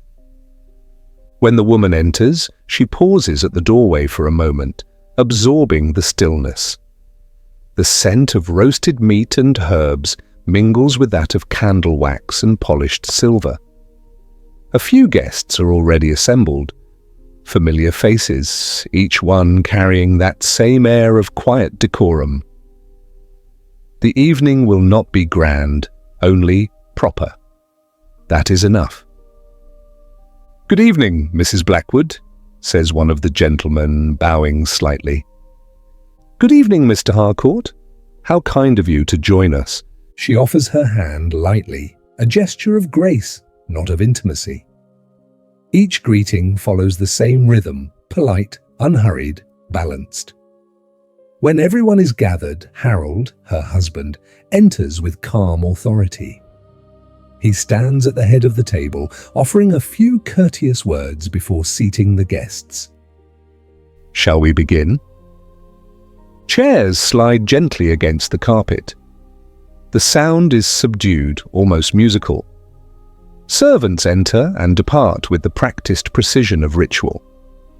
The first course, soup, is served in delicate porcelain bowls, steam curling upward in fragrant threads. Conversation begins softly, confined to harmless topics: the weather, the countryside, the state of the roads. Voices never rise above the low hum of civility. The woman lifts her spoon carefully, her movements smooth and rhythmic. She listens as the guests speak, smiling at the right moments, adding a word here and there, never too long, never too sharp. The dinner's harmony depends on this balance, the invisible current of restraint flowing between all present. When the second course arrives, roast fowl, vegetables, and a decanter of red wine, the rhythm continues. Glasses are filled halfway, no more. Each person waits until the host lifts his glass before drinking. The clinking of cutlery creates a faint, steady cadence. Even laughter, when it comes, is measured and light. "Mrs. Ellington tells me you've taken an interest in the orphans' charity," one guest remarks. "Yes," she replies softly. "They do admirable work. I simply assist where I can." Her voice carries the warmth of modesty, never self-praise. The art of dinner conversation lies in saying enough to please, but never enough to dominate. Words glide like gentle ripples across a still surface, never breaking it. The third course, a lighter dish of fish, follows, accompanied by quiet compliments to the cook, relayed discreetly through the butler. Then dessert, custard, and sugared fruit, arranged beautifully upon glass plates.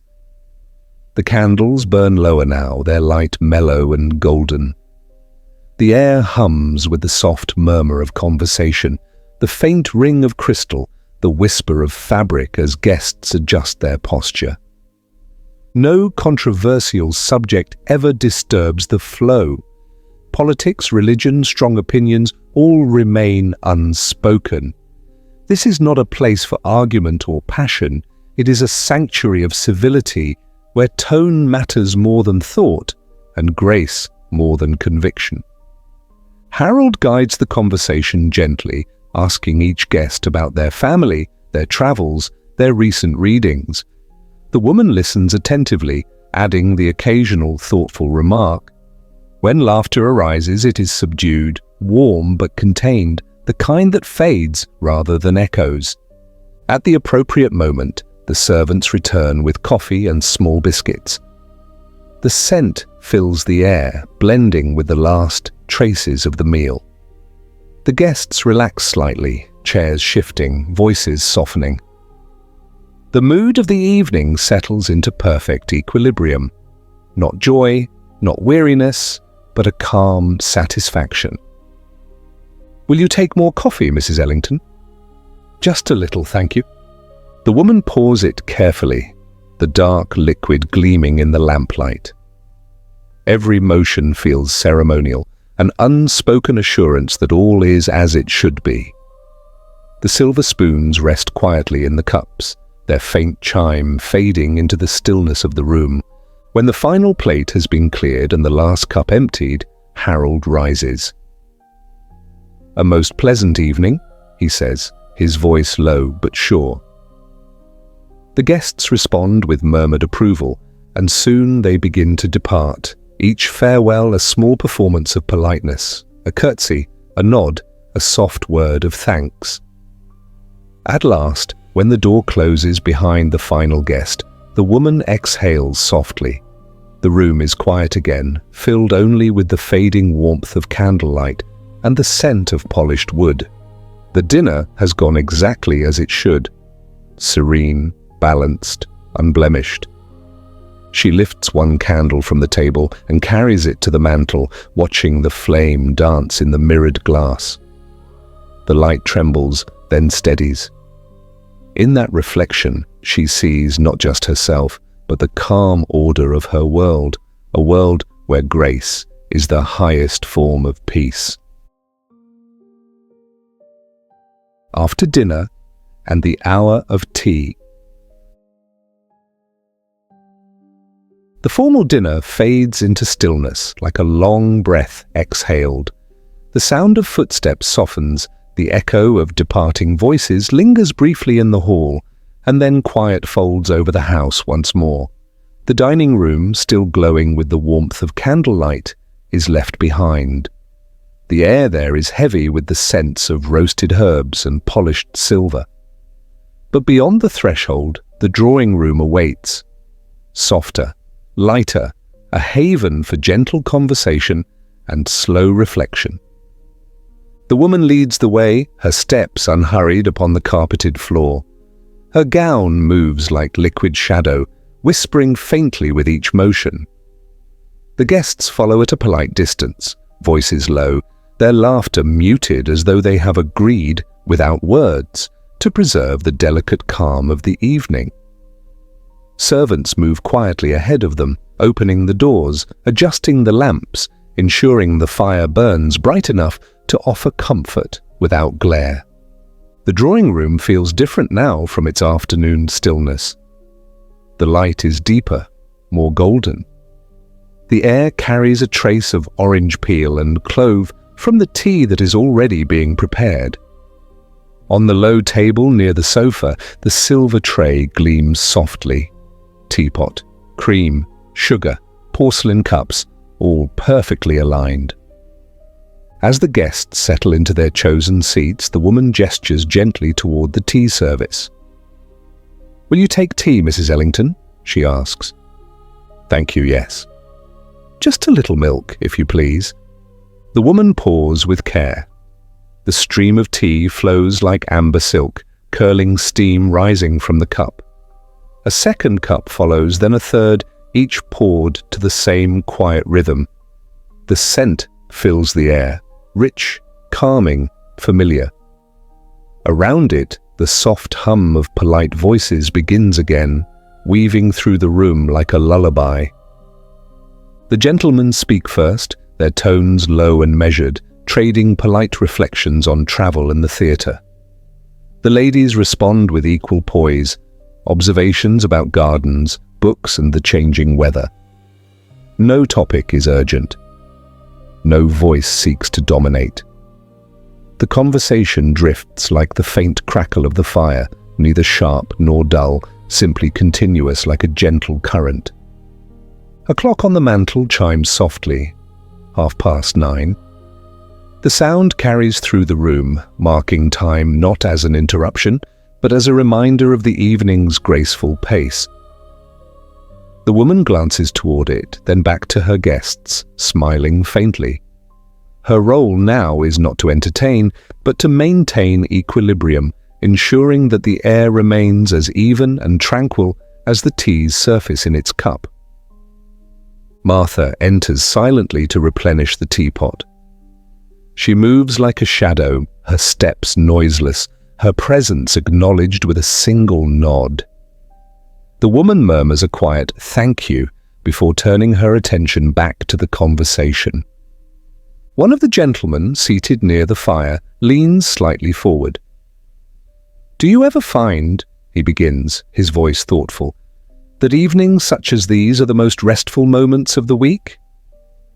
The others murmur agreement. "Indeed," says Mrs. Ellington softly. "There's something about shared silence, even in company, that soothes the mind." The woman nods, her gaze resting on the teacup in her hand. "It allows us to breathe again," she says quietly. The words linger just long enough before being carried away by the gentle rustle of fabric and the sound of another cup being set down upon a saucer. Beyond the window, the night has deepened. The moon hangs pale and steady above the garden, its light filtering through the sheer curtains in silver threads. Someone remarks upon the beauty of the evening sky, and soon conversation turns to travel. The seaside, the countryside, the scent of heather in summer. The room seems to hum softly with the shared imagery. For a moment, it feels as though time has folded, leaving only this: the warmth of the fire, the faint perfume of tea, and the rhythm of voices blending in harmony. When the final cups are emptied, the butler appears to collect them, his motions careful and silent. The guests relax further, leaning back in their chairs, allowing the stillness to take root. One of the ladies lifts her fan and moves it slowly, stirring the air more for habit than for need. The flicker of the fire reflects in her pearls like tiny stars. Gradually, the conversation thins. Words give way to comfortable pauses. The flames burn lower, casting shadows that sway gently across the walls. In this quietness, no one feels the need to fill the silence. It has become its own kind of language, soft, graceful enough. The host, Harold, rises first. "Shall we draw the evening to a close?" His tone is gentle, unhurried. The woman nods in agreement. "It has been most pleasant," she says. "I thank you all for your company." The guests respond with subdued warmth. There is no rush to leave, only the slow, ritual gathering of gloves and shawls. Each person takes their time, exchanging final pleasantries that drift through the room like smoke. A hand extended, a bow, a murmured word of thanks, all performed with the same quiet care as everything that has come before. When the last farewell is spoken and the front door closes softly behind them, the house returns to its natural rhythm. The servants move silently through the rooms, extinguishing lamps, clearing the last traces of the evening. Upstairs, a corridor glows faintly with candlelight, leading toward rest. The woman remains a moment longer in the drawing room. She stands near the fire, watching its slow decline. The embers glow like distant stars, fading one by one. She feels no need to speak, no urge to move. The peace of the evening has settled deeply into her, quieting every thought. Finally, she lifts her gaze toward the mantel clock. The hands point to 10. Time to retire. With one last glance around the room, the empty teacups, the faint scent of roses and smoke, she turns and walks toward the stairs. Her footsteps are soft, measured, carrying her upward into the stillness of night. The house, now fully at rest, breathes in unison with her. The lamps are dimmed, the doors closed, the world reduced to the simple comfort of quietness. And as the final light flickers out, the silence deepens. Complete, unbroken, serene. The rites of marriage and society. Morning light returns to the quiet streets of London, pale and silvery, brushing against rooftops and stone facades. Inside the grand houses, fires are being stoked, maids move softly from room to room, and the first letters of the day are being sorted. Among them lies one envelope, thick and cream-coloured, sealed with an embossed crest, an invitation. It announces what society calls a debut, the introduction of a young lady into the world. For families of standing, this event is as ceremonial as a coronation. Every detail, from the cut of the gown to the arrangement of flowers, speaks of lineage, taste, and respectability. The young woman, scarcely 18, stands before the mirror in her white silk dress. The fabric gleams faintly, like the inside of a seashell. Her gloves are long, her shoes small and pale as frost. Around her neck lies a single strand of pearls, her first gift from her godmother. She breathes carefully, aware of how each motion, each glance, must carry the quiet dignity expected of her. Her sponsor, often a mother, aunt, or family friend, guides her gently through the process. There will be the presentation at the assembly hall, the curtsy before titled guests, the measured walk across the floor under the watchful eyes of society. Nothing spontaneous is permitted, every gesture is learned. The way she lowers her gaze, the rhythm of her step, the angle of her smile, all must align with the choreography of propriety. When the orchestra begins its soft waltz, she moves forward, light and controlled. Around her, others glide with the same serene precision. Conversation floats through the air, polite, restrained, full of small observations about weather, fashion, and mutual acquaintances. Beneath the surface, however, another current hums, the subtle assessment of suitability. For in this world, every introduction carries purpose. Every word may plant the seed of a connection that could shape an entire future. By the close of the season, the young lady will have attended teas, musicales, picnics and balls. She will have curtsied dozens of times, spoken to gentlemen of various standing, and smiled in exactly the right measure, enough to seem amiable, never enough to appear bold. Among these polite encounters, one may blossom into something society recognizes as a match. Courtship in the Victorian world is not a matter of impulse. It unfolds with ritual care, like the turning of pages in a sacred book. When a gentleman expresses interest, his first gesture is not to the lady herself, but to her family. A letter arrives, never too familiar, never too brief, expressing admiration and requesting permission to call. If the family approves, a visit is arranged, always in the presence of chaperones. During these visits, conversation drifts gently between art, literature, and moral improvement. The lady listens, smiles, responds softly.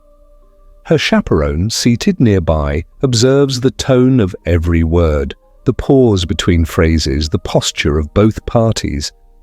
Nothing escapes her notice. As weeks pass, the pattern repeats: walks in the garden, carriage rides, tea in the drawing room, each carefully monitored, each designed to reveal character without transgressing decorum.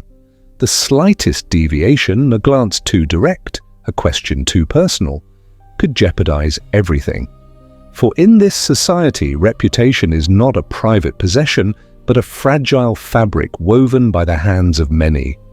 When affection has ripened into what families deem appropriate, the next stage begins. The gentleman seeks a formal audience with the young lady's father or guardian. This, too, follows ritual. There is a quiet conversation in the study conducted with dignity and restraint.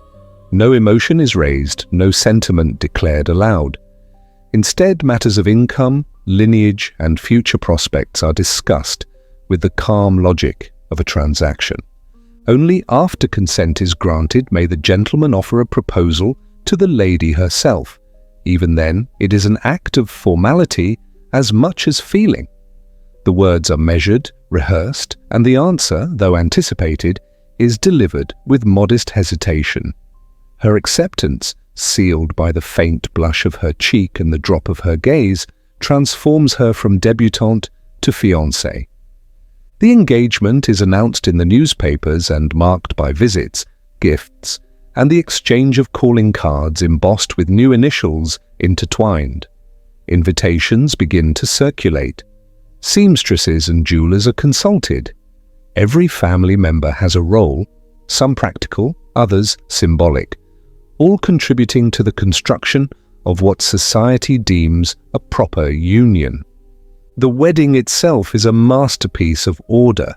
The church glows with candlelight, its pews filled with family, friends and acquaintances, each seated according to rank and relationship. The bride walks slowly down the aisle, her veil whispering against the floor. The groom waits, composed and upright. The words spoken by the vicar echo through the nave, solemn, rhythmic, familiar.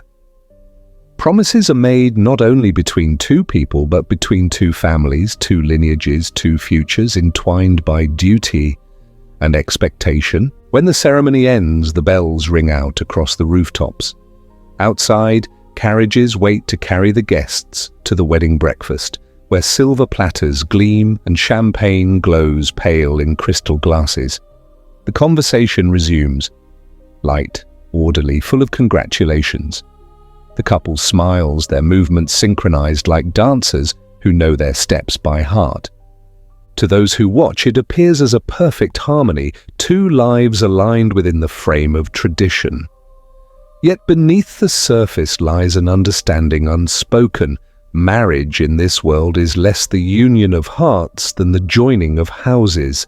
It is a structure designed to preserve stability, to secure names and fortunes, to maintain the balance of the social order. Love may exist, quiet, gentle, unassuming, but it is expected to fit within the framework, not beyond it. A wife's affection is shown through duty, a husband's regard through provision. Together they inhabit a rhythm older than themselves, one that sustains the illusion of permanence. Later, when the festivities fade and the guests depart, the bride stands at the window of her new home. The sky outside is pale with dusk. The sound of distant carriages echoes and fades. She touches the pearls at her throat, the same ones she wore at her debut, and breathes in the stillness. Her life, now bound by vows and custom, stretches ahead in calm and measured grace. In the quiet that follows, she feels no fear, no exhilaration, only the serene weight of belonging to a family, to a house, to a world where every gesture has its rule and every silence its meaning. The private world and the servant class. Beneath the quiet polish of every Victorian household, another world hums softly, unseen yet essential. While the drawing rooms shimmer with candlelight and conversation, corridors below echo with the muted rhythm of work. Behind every elegant gesture upstairs lies the tireless movement of those who ensure that everything appears effortless. The lady of the house might glide through her day in silence, but in the servants' quarters the pulse of the home beats steadily from dawn until well past midnight. Morning begins hours earlier there. Long before the first bell is rung upstairs, the cook has already kindled the range, coaxing flames to life beneath the heavy iron stove. The kitchen is warm, fragrant with bread and wood smoke. Copper pots gleam in the flickering light, polished to mirror brightness. The scullery maid, the youngest of the household, moves quickly and quietly, fetching water from the pump, scrubbing dishes, carrying coal. Her hands are raw, her apron damp, but she works without complaint. It is her place to do so. At the top of this domestic hierarchy stands the butler, measured, composed, and dignified. He moves through the corridors like a shadow in perfect control of time. His voice never rises, his commands are precise, his presence steady. Beneath him, the footmen, tall and uniformed, carry trays, open doors, and serve meals with choreography so smooth it seems rehearsed. Their polish reflects the household's reputation. A single misplaced gesture, a single clattering dish, could disturb the delicate surface of propriety upstairs. Beside them stands the housekeeper, a figure of quiet authority. Her keys jingle softly as she makes her rounds, inspecting linens, counting silver, ensuring no speck of dust rests where it shouldn't. Her face, calm and unreadable, conceals the memory of every conversation, every schedule, every need. To the mistress, she is the invisible mind that maintains order. To the maids, she is both guardian and judge. In this hidden world, every servant knows their rank and rhythm. The kitchen maid never speaks to the butler unless required. The parlour maid curtsies when passing the housekeeper in the hall. Even among those who serve, hierarchy governs each glance and motion. The house itself breathes with it, the upper floors reserved for silence and grace, the lower ones alive with murmurs, footsteps, and the hiss of boiling water. Meals are served with precision. When dinner begins upstairs, the servant's own meal, the staff's supper, waits below. It is eaten quickly, often standing, punctuated by quiet jokes and stories that will never rise beyond these walls. Their laughter is soft, their talk short. They know the next bell could summon them at any moment. Yet within this order there is community, a hidden tenderness woven through routine. The scullery maid learns kindness from the older cook who slips her extra bread when no one watches. The footmen share a flask in the corridor after the guests depart, whispering about life beyond the gates. Even the stern butler allows himself a small smile when the housekeeper remarks upon the weather in the servants' hall. These quiet gestures hold the warmth that propriety upstairs forbids. Beyond duty, another layer of secrecy binds them all: discretion. What happens in the private rooms, what is whispered behind closed doors, remains unspoken. The servants see much, hear more, and reveal nothing. When illness touches the household, when the lady's complexion fades and a physician visits unannounced, they move more silently than ever. Bottles of tonic appear discreetly on trays. Sheets are changed before dawn. No one asks questions. Pregnancy, too, is a matter shrouded in delicacy. The signs are subtle: a shift in clothing, a longer rest after tea, a new gentleness in the mistress's step. The servants observe without acknowledgement. They prepare broth rich with marrow, air the nursery, and speak in softer tones, all while pretending to notice nothing at all.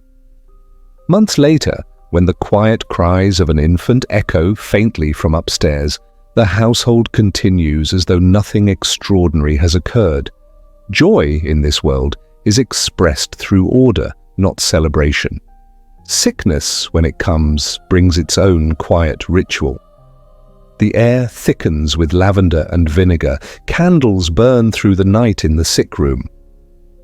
The doctor's carriage arrives discreetly by the side gate. Downstairs, the servants exchange glances but say little. They prepare clean linens, heat bricks for warmth, and wait. If the illness passes, the house exhales again, returning to rhythm. If it does not, the morning that follows is just as restrained. Curtains drawn, mirrors covered, meals served in silence. The work continues as it must. Even within their own quarters, the servants live under rules nearly as rigid as those above. The men dine separately from the women. Laughter is kept low. Romantic attachments, while inevitable, are rarely spoken of. A stolen glance in the corridor, a folded note tucked behind the pantry door. These are the quiet rebellions that bloom beneath discipline. Love, in this world, survives only in fragments of time between duties. For the lady of the house, this invisible society exists like an echo, always present, yet never fully seen. She hears the distant footsteps, the faint hum of conversation from below stairs, and feels their presence like the steady pulse of the home itself. To her, they are both comfort and distance, necessary shadows maintaining her world's perfect surface. As evening deepens, the upper rooms settle into stillness. The lamps are dimmed, the curtains drawn. Down below, in the warmth of the servants' hall, the last chores are completed. Dishes stacked, fires banked, uniforms brushed and folded for the morning to come. One by one, the servants retreat to their narrow beds beneath low ceilings, their day ending where the household begins. The house now rests in complete harmony. Two worlds layered upon each other, bound by silence and mutual dependence. Above, the mistress dreams beneath embroidered quilts, her sleep undisturbed. Below, those who serve her drift into slumber, the soft rhythm of their breathing mingling with the faint ticking of the butler's clock.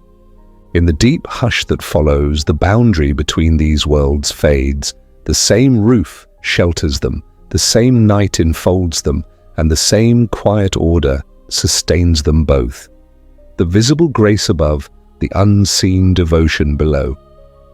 Together they form the living heart of the Victorian home, beating softly, endlessly through the night. The meaning of ritual. Night has deepened across the city, folding every street and house into stillness. Within the quiet rooms of the Victorian home, the fire has burned low, leaving only the faintest shimmer of warmth along the hearth. The lamps are dimmed, the air heavy with the scent of beeswax and fading roses. Upstairs, the mistress sleeps, her breath steady beneath the weight of embroidered quilts. Down below, the last embers flicker in the servants' hall, shadows rising and falling against the stone walls. The day, measured by countless rules and gestures, finally exhales into silence.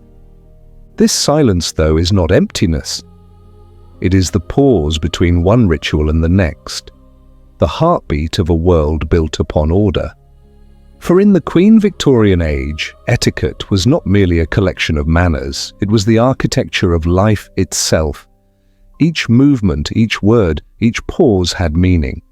From the precise pour of tea to the careful lowering of one's gaze, these acts formed an invisible shield against the chaos of a rapidly changing world. Industrial cities were rising, fortunes shifting, boundaries between classes trembling.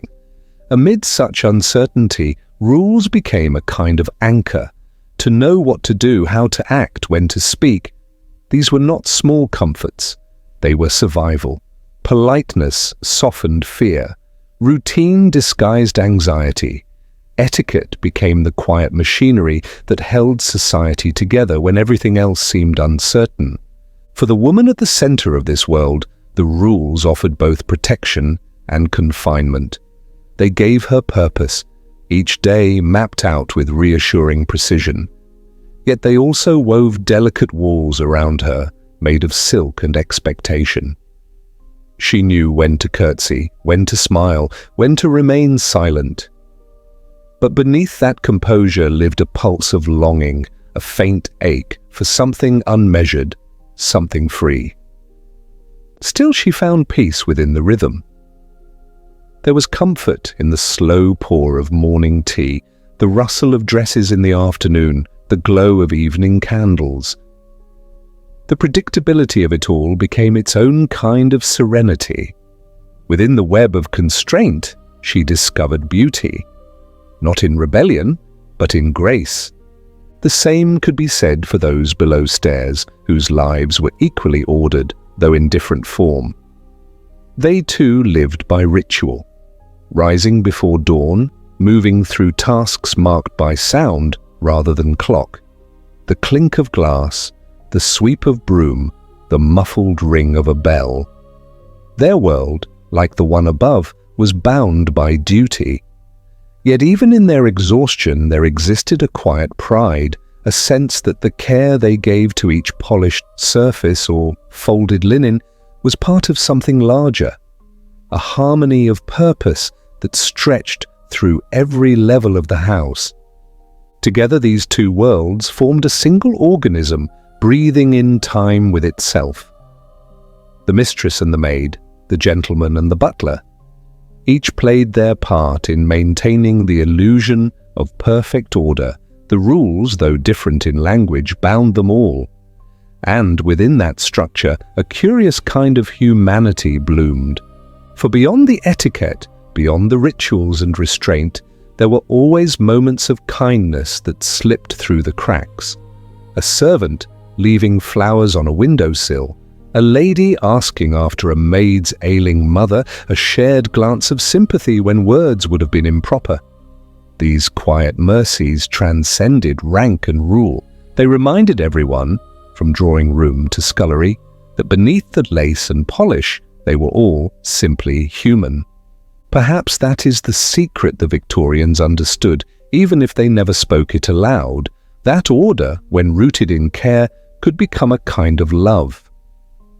The gestures of courtesy, a nod, a thank you, a softened tone, were not only shields but bridges.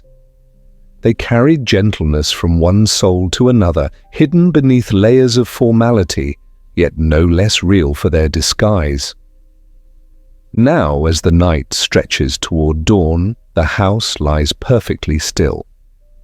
The rules, the routines, the endless choreography of manners all sleep for a few brief hours before beginning again. But beneath that stillness, something deeper hums quietly, a longing that no etiquette book could contain, a compassion that endures even when unspoken. For though the Victorian world was built on ritual, it was sustained by something older and softer, the desire to belong, to care, to be understood, and that perhaps is the truest elegance of all. Not the perfect curtsy or the spotless table, but the unseen kindness that moves gently beneath it. As the first light of morning begins to brush the edges of the curtains, the house awakens once more. Bells will ring, fires will be lit, dresses buttoned, silver polished. The rituals resume. But somewhere in the heart of it, in the quiet between footsteps, in the still air before the day begins, remains the echo of what gives all this meaning. The timeless grace of human empathy, breathing softly beneath the order of things.